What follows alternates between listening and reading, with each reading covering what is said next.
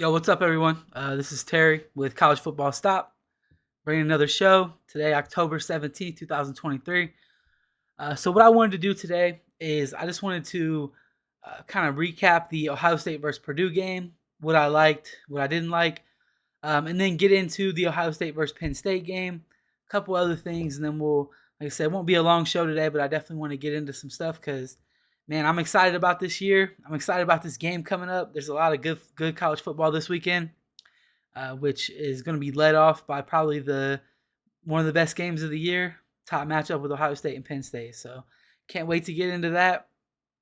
Let's go ahead and get started here. So, like I said, the first thing I wanted to talk about was Ohio State versus Purdue, kind of what I thought, couple plays that I thought were interesting, just things like that. And I do want to kind of give out some position grades as I go through here. So, just starting off with the quarterback play. Obviously, Ohio State's quarterback play has been somewhat of an issue this entire year, but I think this was the best game. And, I'm talking about specifically for Kyle McCord. Obviously, Devin Brown got in there too, so we got to talk about that. I can't wait because I really like the Devin Brown red zone or maybe short yardage package. Hopefully, they'll continue using that. But getting into the weeds as far as the quarterbacks, I think overall I'll probably grade them as a B for the performance against Purdue. There was, like I said, it was probably their best game. I think that grading curve is starting to change a little bit on what the expectations are from the quarterbacks this year. When especially if you look back at like Ohio State teams have passed back to since Ryan Day's been here. So you look back at C.J. Stroud, Justin Fields, Dwayne Haskins. I'm not grading off of that curve because honestly, the grade would have been a lot lower. But again, kind of what we're expecting. I think this was the best game from Kyle McCord so far. And I think the big reason that, or sorry, the biggest thing that he did different in this week that made this his best game so far was simply just letting the ball go, throwing it. I mean, in the all the games so far, I felt like Kyle McCord just didn't throw it. I mean, he'd be holding on to the ball too long. Guys are coming open, and he's not hitting them in the right window. So, but I mean, in this game, he was a lot better. He still has some issues with pocket presence, and he was doing a lot of like rolling out and throwing fadeaways in this game when there was a clean pocket to throw from. I don't know. I mean, that could definitely hurt Ohio State because it does take away some of his accuracy. I mean, he's for sure more accurate when he just steps up in the pocket and throws the ball, which he did a couple times in this game, but way too often he was throwing fadeaways and they were a little off target. But the good thing is that Ohio State has a hell of a receiving core. Cade Stover has been looking like a really good tight end. So, I mean, if he's going to throw the ball like that, at least they have guys out there that can make plays on it.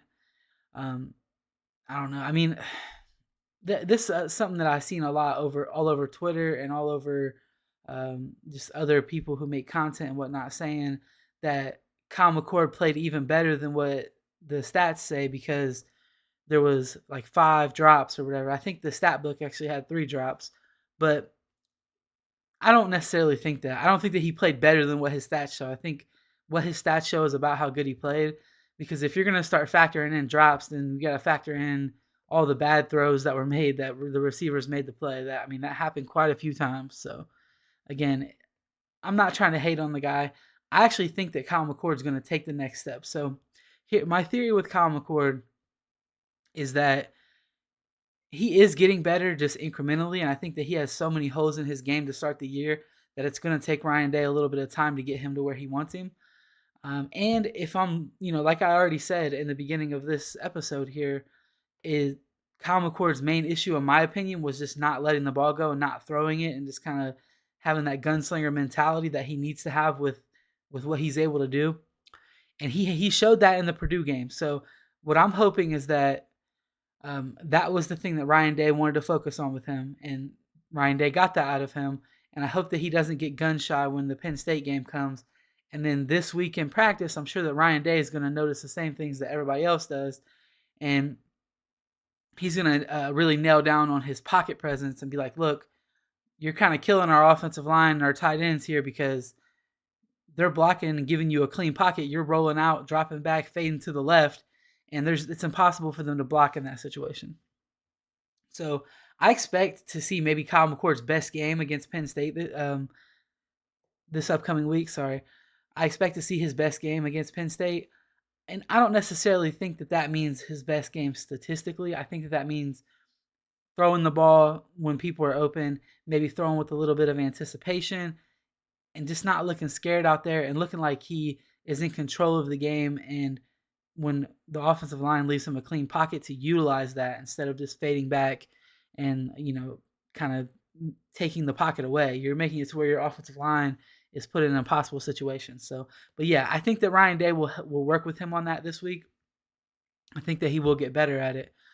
Now, again, talking about the quarterbacks, we do have to talk about Devin Brown because he played meaningful snaps in this game, which is something that we haven't seen all year. I mean, we did a little bit in the very beginning, like one drive. But anyway, Devin Brown got to play in this game, and I liked what they did with him. I think that a lot of people were saying like, "Oh, Devin Brown is not much more athletic than Kyle McCord," and it's just not true. I mean, if you watch Kyle McCord try to run the ball and you watch Devin Brown run the ball, it's two completely different things. He may not be like faster than him in a 40 time or in like a 10-yard split or whatever, but when Devin Brown runs the ball, he's physical and he moves people forward, and he can turn a 2-yard run into a 4 or 5-yard run, like we always say we want our running backs to do. So, and if you look at the Purdue game, that actually happened 2 times. So there was 2 times where Devin Brown took handoffs. What am I saying here? Devin Brown took the snap and then faked it to chip train him, and I mean, there was not a lot of yards for him to get, but he stretched it out, found a hole, and then ran some guys over to get to the end zone. Obviously, 1 touchdown, 1 fumble on the goal line. Obviously, you got to hold on to the ball. I mean, the defender put his helmet on the ball. People fumble like that all the time, but it's inexcusable, especially on the goal line. And I think Devin Brown knows that, and I think that that's something that he'll really emphasize going forward. And then, later in the game, I mean, the kid only threw 2 passes, but later in the game, it was a blowout. He got in with the backups and threw a complete dot. I argue it's the best throw of the day. Some people want to say the throw to Carnell Tate over the middle from Kyle McCord, or the back shoulder throw to Kate Stover from Kyle McCord. I don't care. I'm not in it to argue, but in my opinion, that throw that Devin Brown made was the best throw of the day, and it resulted in a touchdown because the receiver was able to make a play after catching it. So, I don't know. That was Brandon Ennis, obviously, his first touchdown of his Ohio State career, his first catch of his Ohio State career. You got to be excited for a kid like that. And I'm just excited to see those South Florida Express kids up here because Brian Hartline's kind of built that pipeline. And, I mean, as long as the Hartline's the coach, I think the wide receiver room is going to be stacked, especially because of having that pipeline, because some of the best wide receivers come out of there. Anyway, like I said, a B overall for the quarterbacks. B overall. I like what I see. I hope that we continue to see that Devin Brown package. And a lot of people don't want to acknowledge, because really what it comes down to is they had the quarterback battle at the beginning of the year. Everybody picked their side on who they thought should be the quarterback, blah, blah, blah. And anytime the other quarterback is brought up now, it kind of starts a little civil war within the fan base. But the bottom line is that prior to the Purdue game, Ohio State was terrible in the red zone. And that's just a simple fact. I don't even have the stats in front of me, but I'll pull it up here. But the simple fact is that they were terrible in the red zone. And in the Purdue game, this is where things get a little weird, though, because in the Purdue game, Ohio State, I think, was 5 for 6 on scoring in the red zone. And the one time they didn't was the Devin Brown fumble. So someone could argue that, okay, well, the percentage in this game was higher scoring with Kyle McCord than Devin Brown because of that one fumble. But again, I mean, whatever. I mean, if that's the argument you want to make after we have the entire year of production to use, then I don't think that's a great argument, because Kyle McCord has been the quarterback for most of the time in the red zone and it hasn't looked good. And that's another reason why I think that either way, no matter how you look at it, no matter what side you're on or whatever, all this shit, it was a good thing to do this, because at the very least, it's a wake up call for Kyle McCord and be like, look, you're not doing what you need to do when we're in the red zone, so you're losing reps. That's just the way it is. And if anything's going to be a wake up call for someone, that's going to be it. Because really, the main thing that the coaches have to use as like, I don't want to say punishment, but to use as like a reward for the work that you're putting in, a reward for doing what's asked of you is playing time. So if McCord were to see some of that playing time gone for Devin Brown, that's going to kick him in the ass, and I think it did. I mean, he was making some good plays in the red zone against Purdue. So I don't want to see that package go away though, because I ultimately think that in the long run, if you look at this over an entire season, having that package is going to be better than not having it, simply because I think that will help our red zone scoring ability, especially when you get against some of these really good defenses like Notre Dame, like Penn State, and like Michigan. Those things, those types of things are extra wrinkles that they have to prepare for. And even if they do prepare for it, they can still work, because you're just equating numbers is something that Urban Meyer talked about all the time. I don't know. I love that package, and I hope that they keep doing it. So let's see. We're gonna move on to the running backs here. I just want to get the red zone. Nah, don't worry about it. Anyway, I just wanted. We're gonna move on to the running backs. I felt like they played a pretty good game. I kind of expected them to, though, because I expected that Ohio State's offensive line was going to be challenged after the performance they had against Maryland. And I think that they answered the challenge. I mean, I would say more so than the running backs played phenomenal. I think that the offensive line kind of really just dominated this game, which they need to do against a team like Purdue. So, I don't know. We had Dallin Hayden come in the game, and he looked really dynamic. Obviously, Dallin is the guy who Ohio State keeps saying that they're going to redshirt. A lot of people are saying they shouldn't now, and I get it. Maybe they shouldn't redshirt him. Maybe they should use him situationally. I don't think that Dallin is running back one material yet. I think that he needs to keep getting better. He has the benefit of playing in the only game that Ohio State's offensive line was completely dominant. So he definitely looks like he's probably the best running back on the team, but I don't think that's the case. I still say it's TreVeyon Henderson. I think that he's the most important piece to the run game. And honestly, I think that TreVeyon Henderson is probably like a top 2 or 3 piece to this entire offense. Just if you look back to the Notre Dame game, I know I say it a lot if you watch my show, but if TreVeyon Henderson doesn't bust that one run for like a 65-yard touchdown or whatever, Ohio State probably ends up losing that game 14-3. I just could not imagine the narratives that would be spun on Twitter and all over the media if Ohio State lost the game 14-3. So whatever, we need to give TreVeyon Henderson his props. So for the running back room, though, I think Chip ran well before he got hurt. Obviously, he took a shot and was a little shaky coming off the field. So I don't know if he's going to play this week. I hope he does, and I hope TreVeyon Henderson's back. But like I said, I'll give the running backs like an A. I mean, I think they actually no, I'll give them a B, because the pass coverage was an issue.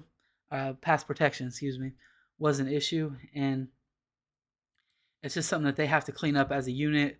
And some of that had to do with having your 4th string running back in there. But again, that's something that you have to clean up, especially coming up with a team like Penn State. They're known for getting after the quarterback, and the running backs are really going to have to do what they have to do in protection. So before I move on from the running backs, let me see here. If you guys are enjoying the video, leave a like button. Obviously, hit the subscribe, all that good stuff. If you have any questions, hit me up in the chat. Let's talk about it as we're going through the positions here and kind of how I felt they did. And I'm using this position grade as a way of also just kind of recapping the Purdue game, and then we're going to dive into the Penn State game and what this Ohio State offense can do versus Penn State. So I talked about the running backs, and then now just kind of moving on to the offensive line. I already said I'm giving the offensive line an A+ in this game. There was like one sack I think that was gave up where Josh Fryer kind of got beat on a play. It is what it is. I mean, I'm not going to drop their entire grade for that, because honestly, the offensive line was kind of mauling Purdue in this game. and it was opening up opening up holes for all the running backs. You look at Dallin Hayden, Chip Trainum, and even Evan Pryor had a few good runs, and then Xavier Johnson was also really good out of the backfield. So a lot of that had to do with the offensive line, and it seemed like the run game was a little more multiple this time. So we were using a lot more counters, a lot more gap schemes, pin and pull, stuff like that. And if that's something that this offense is going to develop, I think that's perfect for the Ryan Day offense, because if we don't have a quarterback in there that's going to read someone, I don't want to be running zone plays all the time. That's just, you're simply just going to get outnumbered and out leveraged. So anyway, again, offensive line played great in my opinion. And then the tight ends, I thought Cade Stover played great. G. Scott played okay. Missed a couple blocks that he needed to make, but that's kind of what he's out there for, just to make those blocks. So he's got to continue getting better at that. I feel like Cade Stover is slowly but surely making himself into an earlier draft pick every single time he steps on the field. A lot of people hated him in the beginning of the year, but I've been kind of standing on it that I think he's one of the top tight ends in college football, and I still think that he is. He's doing his thing, and he made a catch, or actually 2 contested catches in this game, that something we really don't see him do too often. So if he's added that to his ability, along with his already good ability of catching the ball and running after the catch, that's one thing that he's really good at, getting those extra yards. So I don't know. I'm going to grade the tight ends out at a B just because some of the missed blocks, but Cade Stover in the receiving game is a problem this year, and hopefully they continue utilizing that, because that's ultimately what's going to help open up Marv and Emeka and your other receivers on the outside. And then spinning that to the wide receivers. I felt like the receivers had a decent game other than the drops. Obviously, we don't see too many drop balls at Ohio State. I think we see less than most schools. So when our wide receivers drop 2 or 3 passes, we're like, whoa, the hell's going on here? And that's just a tribute to Brian Hartline. I mean, he's got them guys ready to play every single week, and it's just something that we kind of take for granted, and I think that we're going to be able to keep taking it for granted for a little while, because, I mean, the receivers that are coming in, the receivers that are already here developing, they're looking like they're going to be a problem. So I don't know. I'm going to grade the receivers out at I would say a B. I mean, they did drop passes. Some of the drop passes that everyone's talking about were, I mean, scramble drills, errant throws that were off time. I mean, whatever. Again, they made a lot of really good plays too. So if you can balance that out, I'm not going to drop your grade too low. I grade them at a B. And then moving on to the defense. I didn't miss anything on the offense. Okay, I thought I did for some reason. Anyway, moving on to the defense, I'm going to start with the defensive line. I felt like the defensive ends probably played their best game of the year too. It was to be expected because Purdue's offensive line was really bad, and they also were hurt. One of their guys I think their right tackle was hurt, and their backups were in. So, I mean, whatever. I expect a big game out of those guys. But JT Tuimoloau, Jack Sawyer both had 1.5 sacks each. And, I mean, I'm not gonna not celebrate their success if we're gonna judge them if they don't have a good game. I think that maybe this defensive line is starting to feel a little more confident, and the interior guys already have. I like to grade the edges and the interior guys different. The edges, I'm going to grade them out as an A. I mean, 1.5 sacks from 2 different players, plus a couple other plays that were made.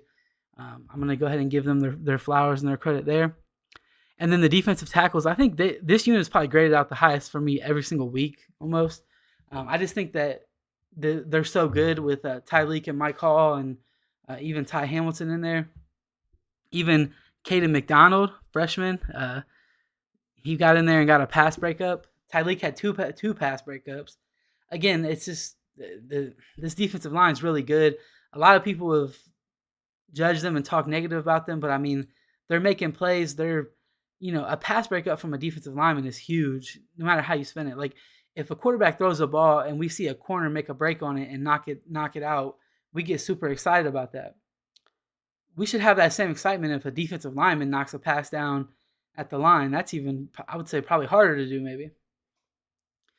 Anyway, I'm grading out the defensive ends and the defensive tackles as an A. I think they played phenomenal in this game. I think they're just going to continue getting better. So you love to see that. Moving on to the linebackers, this is a position that has plagued Ohio State fans in terms of what they feel the ceiling of this defense can be. Um, the linebacker play has not been great, and I think that we kind of have a switch going on, and it's just happening slow. So many people were, I don't know how to word this. So many people were talking about wanting CJ Hicks to be out there, and then it turned into oh well, Steel Chambers is way too good for that.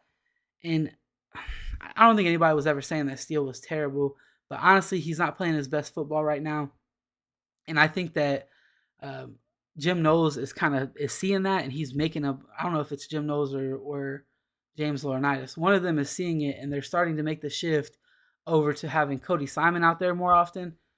I don't know if I like that or not, because Cody Simon to me is more of a like a Mike. He's not really a Will. So you have Tommy Eichenberg out there, who's like your stereotypical Ohio State Big Ten Mike linebacker, who kind of a big white guy who reads the defense properly, gets one step extra on the defense just to make sure that he gets there and makes the play. And I think that Cody Simon is kind of that same person. So having both of those guys at your linebacker position, I think it opens it up for teams to target that position, especially in the throw game. But Cody Simon has played good, and I mean, since he's been in the game, he's played better than Steele. So I don't know if there was some rumor about Steele being injured. I don't know, but he's also playing in garbage time. So I don't think that injury is the issue. I just think that maybe he's struggling with the new assignments that they're asking the linebackers to do. So in this game, I'm going to actually grade the linebackers decently. I'm going to say like a B minus. They didn't play. This was a step up from where they played the last couple weeks. But I don't think that Purdue was really in a position to challenge them in the throw game, which Penn State is going to be in a position to challenge them in the throw game. That's actually kind of their MO, is not throwing the ball way downfield, but attacking the, I guess, second level of the defense. And then, I mean, that's going to be up to them guys to make plays. I don't know. Maybe Steel Chambers will play more in this game because of Penn State doing that, because I do think that Steele is probably better than Cody Simon in pass protection, pass coverage. Even though Steele is not necessarily great at it, he's probably better than Cody Simon. So I don't know. It'll be interesting to see how it plays out. I want to see those guys start making plays, and when they're in coverage, to be in the right spot and actually make a play on the ball and at least make the tackle. I mean, if you're going to allow a completion, you can't let them get past you, especially as a linebacker. You got to make that tackle. So moving on from the linebackers, moving on to the secondary. So this is another unit that kind of grades out high every single week. The safeties, I'm going to start with them. The safeties I felt like played great in the Purdue game. They were all over the place, making tackles like they usually are. They were getting their hands on balls like they usually do. I'm just going to not even talk too much about them. You look at Lathan Ransom and Josh Proctor. They've been a problem coming downhill and hitting people this year. They've been a problem when people try to throw at them. So I'm just going to give credit where it's due. They get an A from me. And then moving on to the corners. So this room I have a little bit to talk about because I'm worried with Denzel Burke being injured. I feel like in this game, the Purdue game, the corners played great. They're getting an A grade. But I'm worried because I don't know if Denzel Burke is going to be playing this week. Obviously, he left the Purdue game, I think, in like the third quarter, something like that, with an injury, and he was already having a good game. You can look at some PBUs and stuff that he had from that game, some tackles that were just really good plays that he probably wouldn't have made last year. But like I said, he got like rolled up on his ankle, and obviously Ryan Day, the Ohio State media doesn't tell us anything about injuries, so we won't know till Saturday. But what I'm worried about is that we're playing a team like Penn State, who they're going to view as a talent-equated matchup. I'm worried that Ohio State's going to try to run Davison Igbinosun and Jordan Hancock out at the corner positions. The reason why that worries me is because if that happens, who the hell is your slot corner? I was talking to my dude Dog about this in a space, and I really hope that we don't roll out Jordan Hancock, Davison Igbinosun, and Cam Martinez. He hasn't even been in a game in a while since he kind of got beat by Youngstown State early in the year. So I'm not going to be worried though if we play a true freshman, which is it's kind of crazy to say. I'm not going to be worried if we play a true freshman over if we play someone who's been in the program for a while. Like I said, Cam Martinez, but we have Jermaine Matthews, who I think should be that outside corner if Denzel Burke can't play, and let Jordan Hancock continue to play in the slot. Worst case scenario, you could put Jordan Hancock on the outside with Sonny Styles out there until they try to run like a 3 wide receiver set, and you want to switch into that nickel package, and then move Jordan Hancock inside and Jermaine outside. I don't know. I just hope that we don't end up having a mark on our team because if Denzel Burke can't play, I hope that we don't put someone out there who's just going to get torched because, I mean, in a game like this, 1 or 2 plays where you get beat on could really cost you the game. So, and I don't know about how you guys feel, but I'm super confident in Jermaine Matthews. That kid, every single time he's been on the field, he's making plays. If you look, I mean, I can't think of one time when he was out there where I didn't see him around the ball making plays, pass breakups. Obviously, got the pick 6. This past game against Purdue, special teams, 2 kickoffs. He came flying in from the off the screen and made a big hit on the guy. I mean, he's doing everything right, and I think that he's the future. Excuse me. So I hope that if Denzel can't play, I hope that the Ohio State coaches don't get tight and think, oh, well, this type of game we have to play our experienced guys instead of our best players. So anyway, moving on from that. So again, that was just kind of my wrap up of the Purdue game. I feel like Ohio State played well finally for the first time. The offense is still not great. Obviously, they left some points on the board with Devin Brown and Kyle McCord both losing a fumble. So, you can't do that. You got to clean that up. But I think they played a good game. The defense was just solid like it has been all year. And, I mean, if the defense keeps playing the way that they are, this team's going to keep winning. It's just going to come down to how many points can the offense score because I still think that this offense is in a position where they could lay an egg and end up getting, I sent a text to my friend actually, okay? My buddy Mark, I sent him a text and said I could see this team going into the third quarter losing 17-7, and the only reason why we have 7 is because our defense got a pick 6, and they have 17 because our offense turned the ball over once or twice and put them in a bad position. Like, I could see that happening, and I still could, but I think they're going to continue getting better, and Ryan Day has kind of got it in his head now that he's going to have to scheme things up, which I think he did against Purdue. So anyway, let's move on from that. The next thing I wanted to talk about is kind of like my daily stat dive. I typically on Monday, I usually put out a tweet or talk about it on the show, usually both, the best running back duo in the Big Ten. This was a hot topic coming into the season, and everyone was talking about, or Michigan fans were saying, Blake Corum and Donovan Edwards, easy. Penn State fans, it's easily Nicholas Singleton and Katron Allen. And Ohio State fans, we didn't really have a leg to stand on, but I was saying, look, I think we still have the best running back room, and I still believe that. So we'll see how it ultimately plays out, but just looking at how the stats look currently with these 3 teams, starting with Michigan because their running backs have the most carries, the most yards overall. So Michigan has Blake Corum sitting at 545 yards. So that leads all 3 teams with the most yards total. He's at 5.7 yards per carry, 12 touchdowns. So he also leads in touchdowns. Obviously, Michigan's going to use their running backs more than a team like Ohio State. And Penn State probably is more similar to what Michigan is doing. But Ohio State has their top running back has missed the last 2 games. So again, he's not going to have the total stats that these guys have, but looking at it in terms of attempts and yards per carry and whatnot, I do think that Travion Henderson is up there with the best backs in the Big Ten.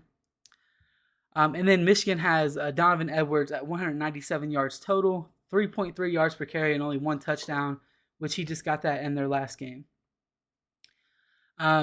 So moving on to Penn State. Penn State, Katron Allen, been a really solid running back this year. Sitting at 375 yards total, 4.8 yards per carry, and 3 touchdowns. And then Nicholas Singleton, 362 yards total, 4.1 yards per carry, which he's actually raised that because he was a little bit lower. So I'm glad that he's getting his footing going because Nicholas Singleton has one of my favorite players in the Big Ten. Honestly, I mean, I think he's a really good running back, and he has the potential to be like that all-purpose back that usually comes out of the Big Ten every year. And then Singleton has 6 touchdowns. So looking at the touchdown totals, Michigan has 13 between those two running backs. Penn State has 9 between those two running backs. And then getting into Ohio State, TreVeyon Henderson, Ohio State's best running back, he has 295 yards total and 6.7 yards per carry, which is the highest of all 6 of these running backs by 1 whole yard. So, I mean, that's where I kind of see like TreVeyon Henderson is up there with Blake Corum. He's just not getting the same amount of touches, and he's not gotten the TDs either. He has 5 touchdowns to Blake Corum's 12. So, again, they're a little bit different type of backs, but in terms of like overall ability, I think TreVeyon Henderson is the top back, or at least top 2 running backs in the Big Ten. And then the second guy for Ohio State is Chip Trayanum. Obviously got hurt last game, but 235 yards total, 4.6 yards per carry, 3 touchdowns. So like I said, 8 total touchdowns for Ohio State. I just like to dive into those stats a little bit. I know throwing a bunch of numbers out can be confusing, but to me, I still think that Ohio State has the best running back duo in the Big Ten. Michigan has the best running back in the Big Ten in terms of Blake Corum with the most yards, the most touchdowns. But when you look at a duo, I think that Chip Trayanum and TreVeyon Henderson is the best running back duo in the Big Ten. I'm gonna stand on that until I can't anymore because I felt like that the whole time, and either way, that's what I want to do. So yeah, I'm gonna put that out on Twitter, just those stats. Obviously, if you get a chance, check that out, like it. Let me know what you think, who the best running back is in the Big Ten, the best running back duo. Let me know that in the chat too. And then we're gonna move on here, and we're gonna talk about Penn State. Obviously, this is a huge matchup, and I mean, it's just something that every single year this game is a close game, and every single year Ohio State seems to win this game, which is even more crazy when you think about how close the scores have been over the years. James Franklin has questionable things in big situations against Ohio State, and I don't know. I don't think that he'll do that this year, so I do think this game will come down to the wire, and I think it's going to be a low-scoring game because even though both of these teams have really good offenses, I think that both of these teams have even better defenses. I think that Penn State's defense. I was looking at some of the defensive statistics and where they rank in the country. So, I didn't know that it was like this. Penn State's defense is number 1 in the country in yards allowed, number 1 in the country in yards per game allowed, number 1 in the country in yards per play allowed, and number 2 in the country in touchdowns allowed. Now, Ohio State in these same categories was all like in the top 4, except for I think one, the TDs allowed, they were top 7. Again, I think both have really good defenses. So Ohio State's probably played a little bit better offenses than Penn State, but it's not by much. It's not by a crazy amount. And I mean, Penn State's probably been putting teams in position where they have to try to score late in the game. So obviously that changes the way that your defensive structure is and whatnot. But either way, I mean, those stats are impressive. And then another stat that I've noticed from Penn State's defense is that they've allowed teams in the red zone the fewest out of anyone in the country. So only 7 times out of their, 6 games, I think Penn State's 6-0. Are they 6-0 or 5-0? 6-0, okay. So in their 6 games, they've only allowed a team to get to the red zone 7 times. That's impressive. Now, when you look at that, they've also gave up points all 7 of those times that teams have been in the red zone. So and 5 of those were touchdowns. So that is maybe an area of Penn State's defense that Ohio State can exploit when you get into the red zone and you get touchdowns instead of field goals or no points. Like Ohio State had that issue with sorry, something's on my hand here. Ohio State had that issue when they played against Notre Dame where they were in the red zone multiple times and didn't even get points out of it because they ended up going for it and not getting it. So I don't think that'll be an issue versus Penn State defense because their red zone defense has not been dominant as their defense has been overall. So the question of the day for me was, can Ohio State's offense score on this Penn State defense? I think that they can score. I don't think that they're going to be able to score much. I think that the way that Ohio State can score on this Penn State defense is to get the run game going and then to utilize like play action and things like that to get your wide receivers in space. Because I don't think that Ohio State's going to be able to run like a base. I don't want to say a base. They're not going to be able to run like a basic offense and beat Penn State. Penn State's going to be super aggressive, and their corners and their safeties are really good in coverage. They have guys like Abdul Carter, who's a phenomenal blitzer. I mean, and then you have Chop Robinson off the edge. So, I mean, they're going to be getting pressure on Kyle McCord. And the one thing that Ryan Day can do to alleviate some of that pressure is to get the run game going.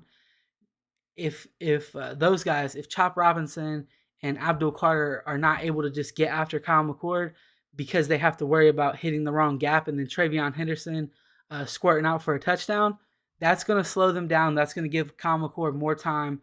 And then ultimately you work in some play action. And if you use a play action and just even like the safety has to focus on the run, or the safety's trying to read to see if it is a handoff or not, that will be enough time to give Marvin Harrison Jr. and these Ohio State wide receivers time to get open. So I hope that Ryan Day will utilize some of that. I hope that they don't abandon the run game. That's like my number one key to Ohio State being able to beat Penn State is do not abandon the run game. We have to be able to run the ball in this game. You have a good defense. Utilize that good defense to help you get your run game into a rhythm, because ultimately you need to help your quarterback out. CJ Stroud struggled versus this Penn State team last year, and their defense is probably better this year. CJ Stroud is number 2 overall pick and is tearing NFL defenses up right now, and he struggled versus this team last year. You can look at your overall stats if you want, but Ohio State was going into the fourth quarter last year with, I think, like 16 points or something. They were losing going into the fourth quarter, I think 16-21 or 20 or something like that. I mean, CJ Stroud was able to turn that up, and he was able to start hitting some guys in windows.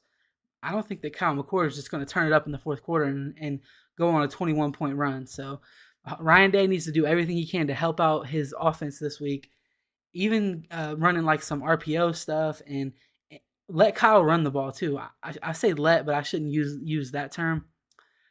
But if Kyle McCord has the ability to take off and run, he needs to do that. That has to be a part of this offense. If we can start reading a player, like that's one thing that I hate Ohio State does. I was talking about it earlier. We run like zone read plays with zero threat of the quarterback keeping the ball. Now against Purdue, the quarterback did keep it, and he ran 7 yards untouched and then flopped down on his belly a yard short of the first down or whatever.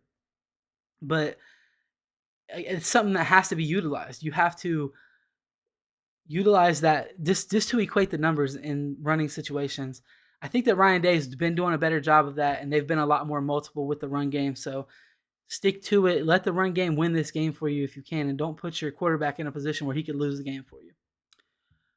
All right, so that was it. Like I said, the whole point is, can Ohio State's offense score on Penn State? Right now I have Ohio State scoring maybe 20 points in this game, which in the past I would say, well, that's probably going to be a loss. But with the Ohio State's defense this year, I think that they're set up perfectly to play against teams like Penn State. So I think that they could score 20 points. They could still win the game, which I'm going to predict that later in the week. We'll see if my score changes on how many points I think Ohio State can score. But I'm going to go ahead and wrap this show up here. Thanks for watching. For real, guys, I always enjoy doing this for you. So hit me up in the chat. Join tomorrow. I'll be live again tomorrow at 10 a.m. We'll be getting into what Ohio State's defense can do versus Penn State's offense.